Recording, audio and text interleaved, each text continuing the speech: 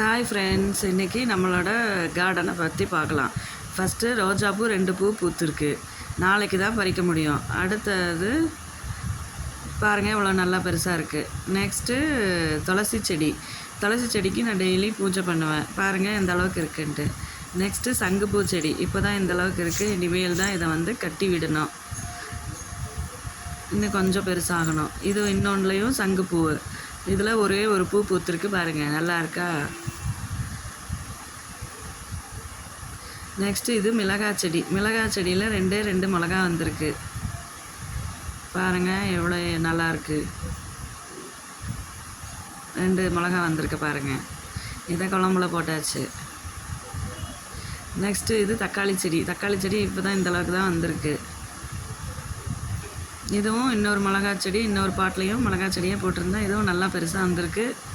இப்போ தான் 2-3 பூ வச்சுருக்கு. பார்க்கலாம் எப்படி வருதுன்ட்டு. பாய்.